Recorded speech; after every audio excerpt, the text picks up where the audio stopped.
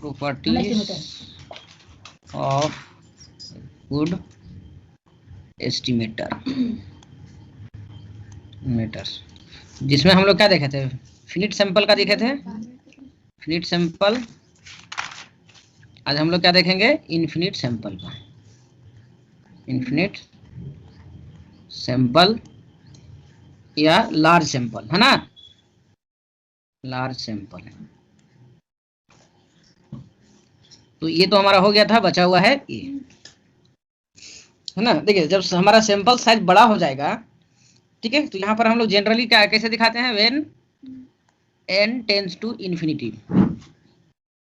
ठीक है, या हम लोग लिमिट ले लेते हैं, limit n tends to infinity, infinity दिखाना है ना। बाकी बात तो सब चीज एक ही रहेगा, लेकिन यहाँ पर आपको क्या करना होगा, केवल इन्फिनिटी लिमिट वैल्यू आपको लेना होगा, ठीक है। तो यहाँ पर थोड़ा सा लिख लीजिएगा, इसी को हम दूसरा बोलते क्या है, asymptotic properties, properties of good estimator, ठीक है। एसिम्प्टोटिक कहने का मतलब यहाँ पर क्या होता है, लार्ज सैंपल, है ना, या इन्फिनिटिव सैंपल। तो इसको थोड़ा सा लिख लेते हैं, asymptotic properties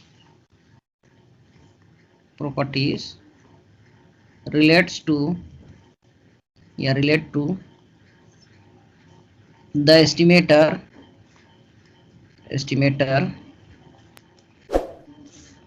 which are obtained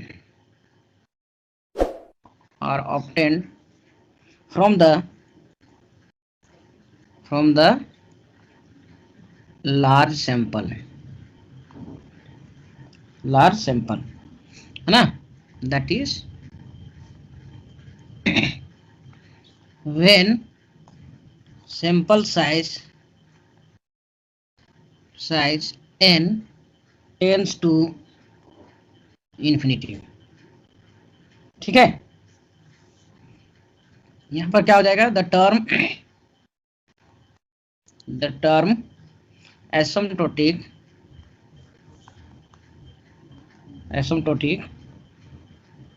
refer to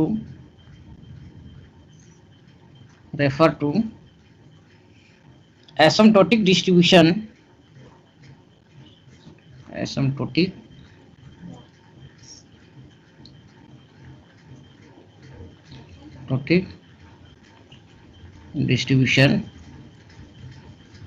distribution of an estimator, ठीक है। एसिम्प्टोटिक प्रॉपर्टीज किसको कहेंगे, जब हमारा लार्ज सैंपल से जब हम डेटा को कलेक्ट करेंगे, है ना, और उस डेटा से हम अगर प्रॉपर्टी ये पैरामीटर को एस्टिमेट करेंगे, तो उसके लिए ये लागू होता है, जिसको हम लोग कैसे दिखाते हैं, जब n टेंड्स टू इन्फिनिटिव होगा, जब n हमारा इन्फिनिटिव होगा। और एसिम्प्टोटिक टर्म का मतलब क्या होता है, एसिम्प्टोटिक डिस्ट्रीब्यूशन ऑफ एस्टिमेटर, है ना, कि जब लार्ज सैंपल होगा तब उसका डिस्ट्रीब्यूशन जो होगा, मान के चलते हैं कि x वेरिएबल है, तो x वेरिएबल का उसका डिस्ट्रीब्यूशन कब होगा, जब इसका सैंपल साइज n होगा, है ना। मतलब कि लार्ज सैंपल से हम लोग क्या करते हैं, इसमें पैरामीटर को एस्टिमेट करते हैं, जबकि स्मॉल सैंपल वाला में हम स्मॉल सैंपल से हम प्रॉपर्टीज को क्या कर रहे थे, स्मॉल सैंपल से हम पैरामीटर का वैल्यू एस्टिमेट कर रहे थे, ठीक है। यहाँ पर क्या होगा कि if the distribution of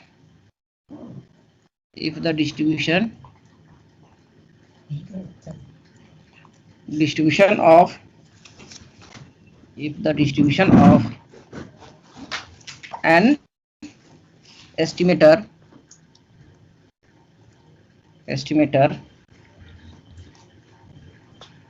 tends to become more and more similar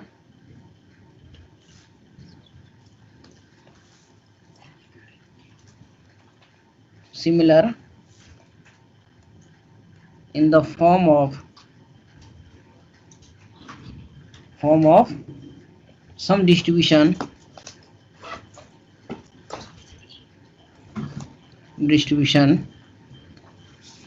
as n tends to infinity, then such a specific distribution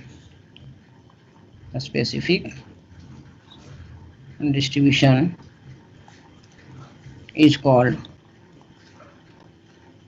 asymptotic distribution.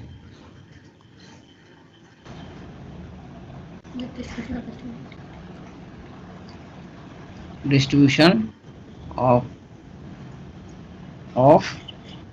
that estimator.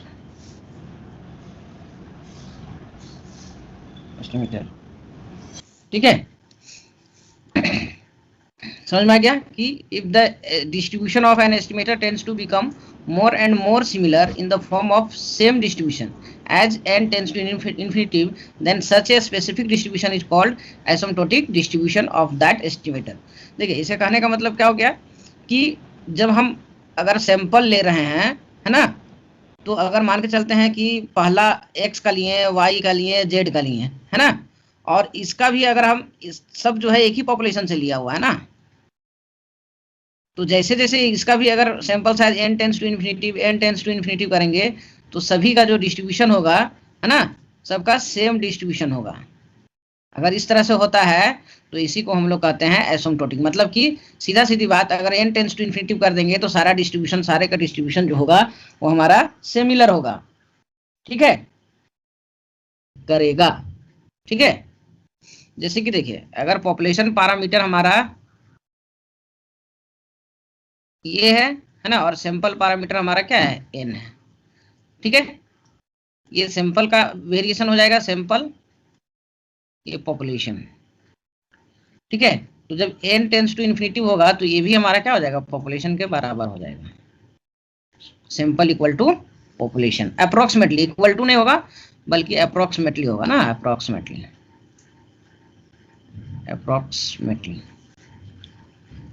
ठीक है,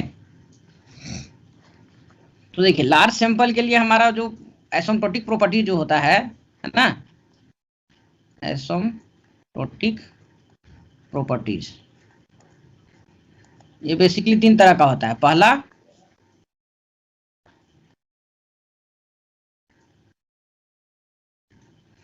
पहला जो होगा उसको क्या बोलते हैं, एसिम्प्टोटिक अनबायसनेस।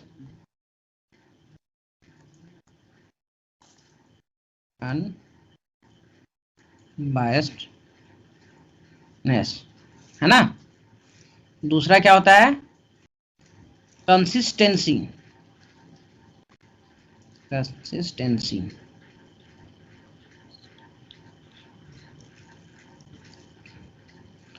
और तीसरा होता है एसिम्प्टोटिक एफिशिएंसी।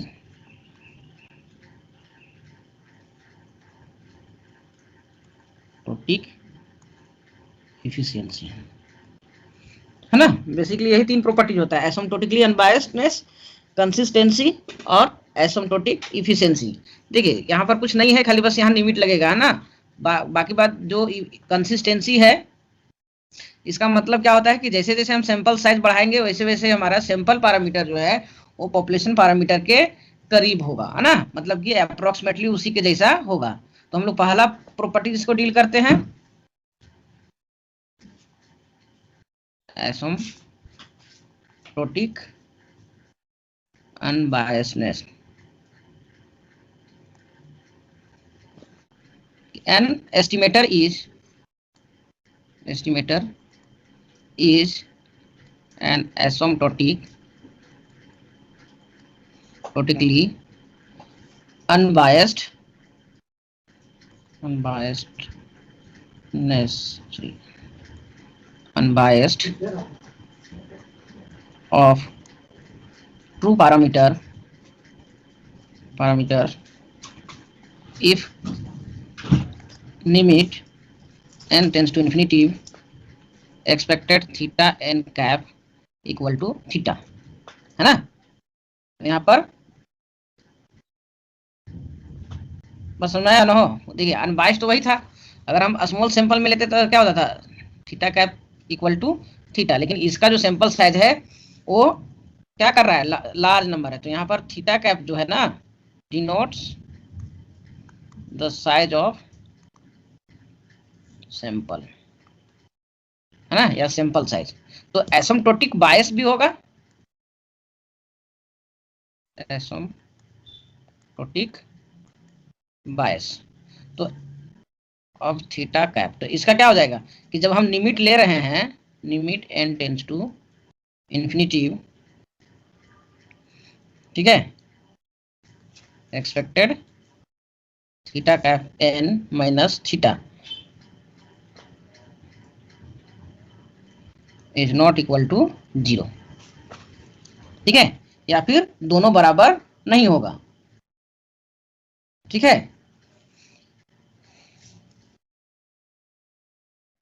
तो दूसरा चीज यहाँ पर है कि अगर हम सैंपल ले रहे हैं, सैंपल पैरामीटर, या फिर सैंपल से हम अनबाइस्ड दिखा रहे हैं, स्मॉल सैंपल से, और ये हमारा आ गया bias, theta cap n minus theta equal to bias, है ना। तो अगर हम n टेंस टू इन्फिनिटिव कर देते हैं, ठीक है, अगर यहाँ पर हम if n tends to infinity then bias will be vanished, मतलब कि खत्म हो जाएगा, ठीक है। तो इसको हम लोग क्या बोलेंगे, इसी को हम लोग बोलते हैं एसिम्प्टोटिक अनबायस्डनेस।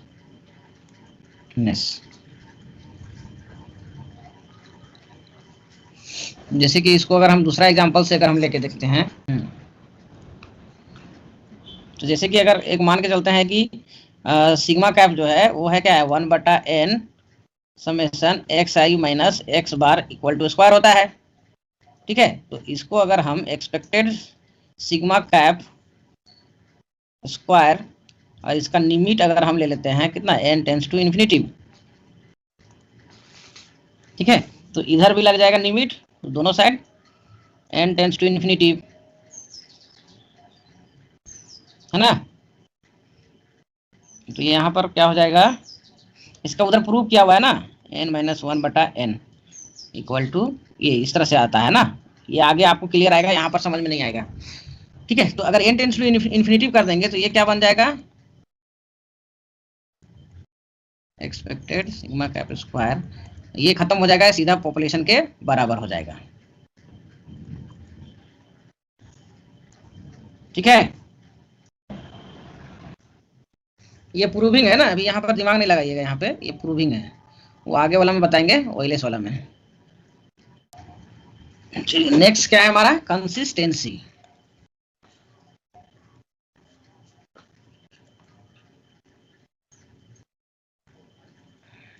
कंसिस्टेंसी, ठीक है। तो कंसिस्टेंसी का सीधा सीधा मतलब होता है कि n टेंस टू, यहाँ लिमिट नहीं लेते हैं ना, सीधा सीधी क्या होता है कि n टेंस टू इन्फिनिटी, मतलब कि अगर जैसे जैसे सैंपल साइज हम बढ़ाएंगे वैसे वैसे क्या हो जाएगा हमारा, वो पॉपुलेशन के बराबर होगा, है ना। इसका भी वही सेम मीनिंग होता है, लेकिन थोड़ा सा अंतर होता है, यहाँ वेरिएंस भी आ जाएगा ना, मतलब मीन और उसका वेरिएंस दोनों जो होगा वो आपका पॉपुलेशन के करीब हो जाएगा, ठीक है। तो ये क्या हो जाएगा, an estimator theta cap is a consistent estimator of theta, है ना। थीटा हमारा क्या है, ट्रू, और उसका सैंपल पैरामीटर कौन सा है, थीटा कैप, ठीक है। If it satisfy the following two condition, ठीक है। पहला क्या हो जाएगा, थीटा कैप इज asymptotically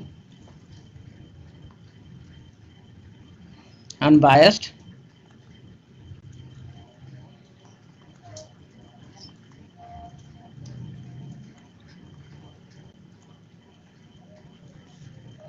और दूसरा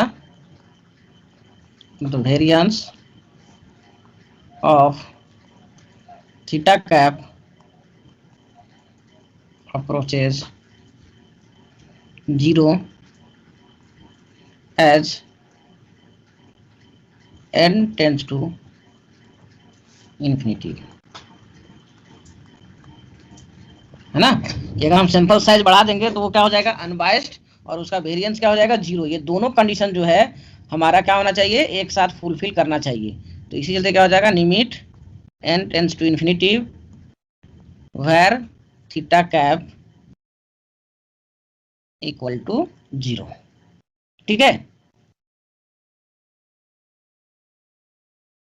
कहने का मतलब क्या हो गया कि if both bias and variance decreases as n become larger.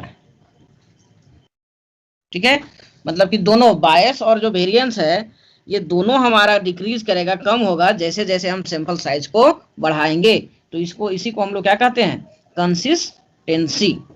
इसी चीज को हम लोग एज ए लिमिट करके दिखाते हैं ना। तो याद रखिएगा कि अनबायस्ड में सिर्फ एसिम्प्टोटिक अनबायस्ड में सिर्फ लिमिट हम अनबायस्ड पैरामीटर का लेते हैं, और कंसिस्टेंसी में हम लोग अनबायस्ड और बेस्ड दोनों को एक साथ प्रूव करता है कि बायस्डनेस जो है वो कम होना चाहिए जैसे जैसे हम सैंपल साइज इंक्रीज करेंगे, और जो वेरिएंस है उसको भी 0 होगा अगर हम सैंपल साइज बढ़ाते हैं तो, है ना। मतलब कि जो ट्रू पैरामीटर का रिप्रेजेंटेटिव जो स्मॉल ये सिंपल पैरामीटर है वो दोनों के बीच डिफरेंस जो है वो 0 होना चाहिए, मतलब अनबायस्ड होना चाहिए, और वेरिएंस उसमें कुछ भी नहीं होना चाहिए, है ना।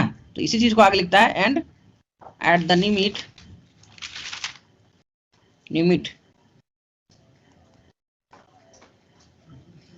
Both become 0।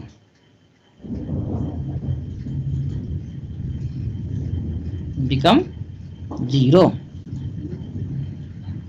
ठीक है, then estimator is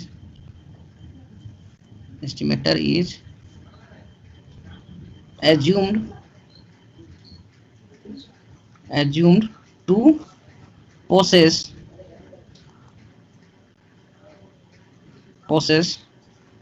the property of consistency। ठीक है, तो सीधा सीधी कंसिस्टेंसी कब हम बोलेंगे, जब हम जैसे जैसे सैंपल साइज इंक्रीज करेंगे वैसे वैसे सैंपल पैरामीटर पॉपुलेशन पैरामीटर के बराबर होना चाहिए। या फिर इसी चीज को हम लोग दूसरा कैसे करेंगे, MSE minimum sum square error of theta cap should be 0 as limit n tends to infinity.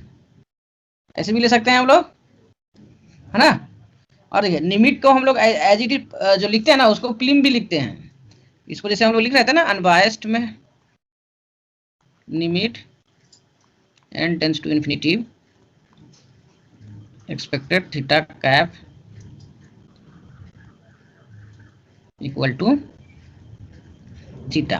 तो इसको हम लोग ऐसे भी लिख सकते हैं, plim n tends to infinity theta cap equal to theta. यहाँ पर प्लिम इक्वल टू क्या होता है, प्रोबेबिलिटी ऑफ लिमिट,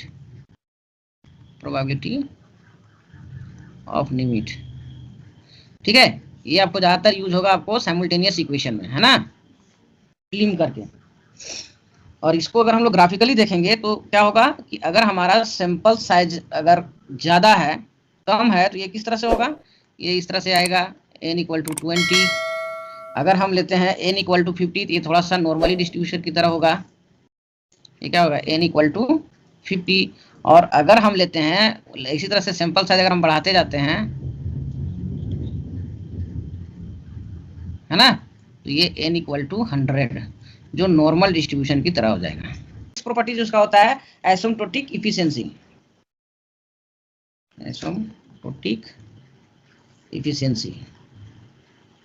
है ना। तो एसिम्प्टोटिक इफिशिएंसी क्या होता है कि थीटा कैप जो है उसको हम लोग कब बोलेंगे, asymptotic efficiency. Theta cap is an asymptotically efficient estimator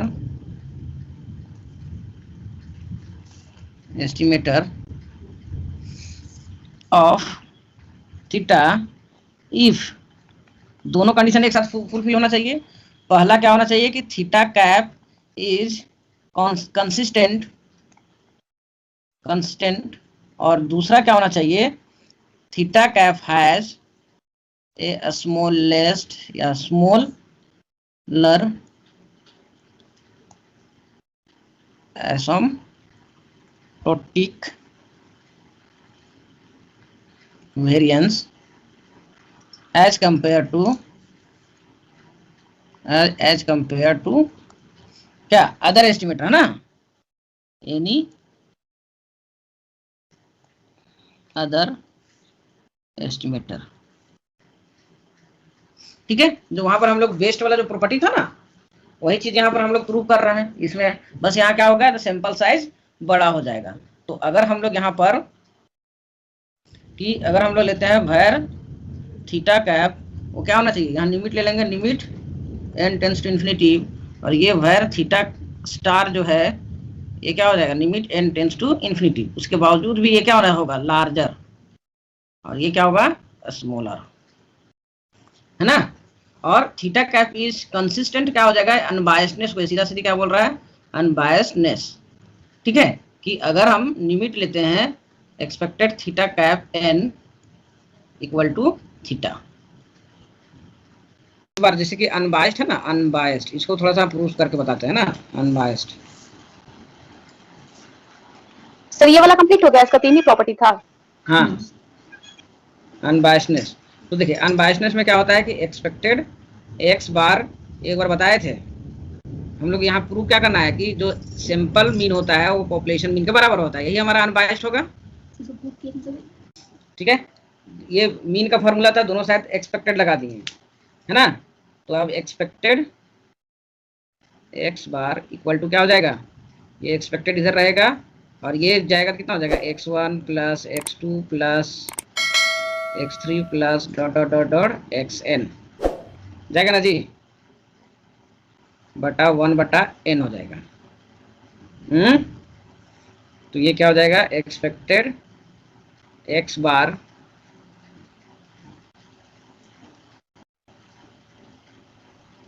क्या हो जाएगा, 1 बटा n,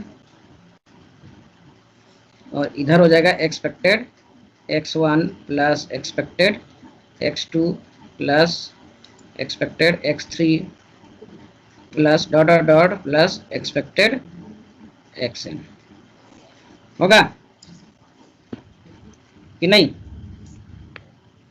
इसी चीज को अगर हम लिखेंगे expected x bar equal to 1 बटा n, देखिए 1 2 3 4 5 है, जिसको हम लोग ऐसे लिख सकते हैं, समेशन एक्सपेक्टेड xi लिख सकते हैं जी। हाँ लिख सकते हैं सर।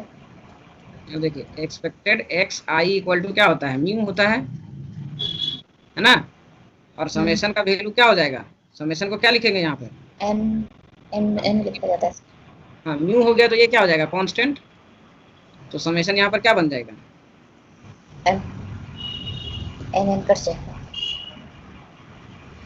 n कट जाएगा। तो expected x bar equal to mu, तो ये क्या हो गया, अनबायस्ड पैरामीटर x बार, ये क्या हो जाएगा, x बार इज अनबायस्ड